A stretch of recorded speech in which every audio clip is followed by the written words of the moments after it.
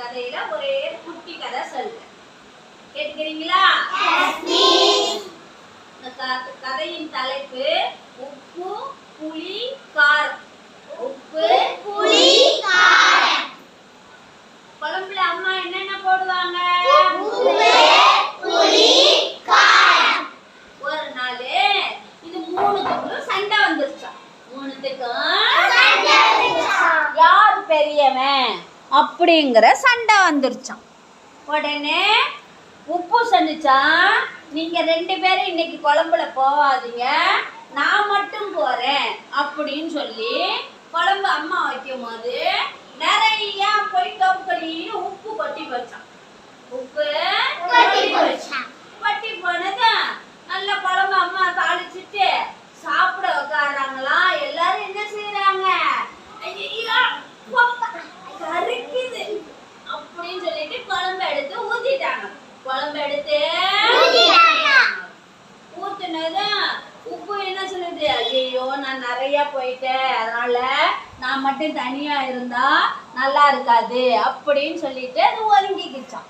மறுநாள் காரம் என்ன செஞ்சுச்சான்? நான் இன்னைக்கு போறேன் அப்படின்னு சொல்லிட்டு போகுதான். போய் தொப்புக்கடின்னு குழம்புல குதிச்சுச்சான்.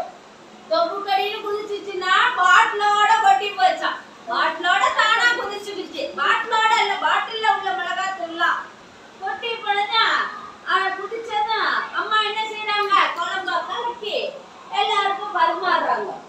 உடனே எல்லாரும் சாப்பிட்டவங்களாம் ஐயோ அப்பா காரம் தாங்கலையே ஆன்னு கட்டிட்டு போய் தண்ணிய குடிக்கிறாங்களாம். அதுக்கு மேல அந்த குழம்ப வாயில வைக்க முடியாம அதையும் எடுத்து கொட்டிட்டாங்களாம்.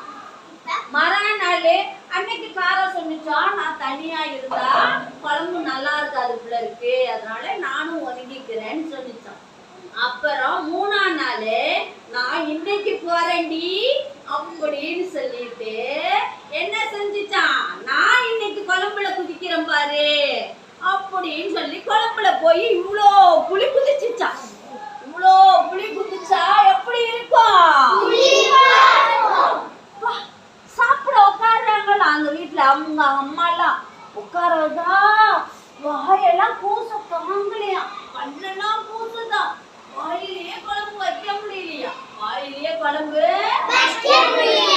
வைக்க முடியாம போனதா. என்ன செய்யறாங்களா? அன்னைக்கும் குழம்பு எடுத்து கொட்டிடுறாங்க. அப்பதான் 3 பேரும் 3 பேர்னா யார் யாரு?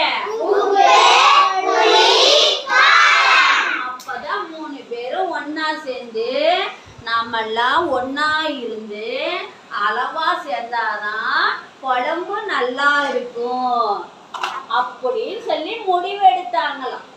மறுநாள் அம்மா குழம்பு வைக்கும் போது கரெக்டா உப்பு கொஞ்சமா போட்டு, காரம் கொஞ்சமா போட்டு, புளி கொஞ்சமா போட்டு குழம்பு வச்சாங்களாம்.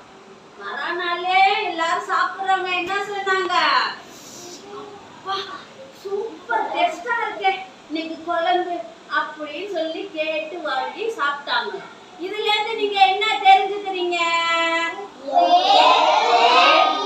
ஒரு செயல் செய்யறதுன்னா அதுக்கு தகுந்த மாதிரி கரெக்டா செஞ்சுக்கணும். நம்ம கிளாஸ்லயும் நம்ம என்ன செஞ்சுக்கணும்?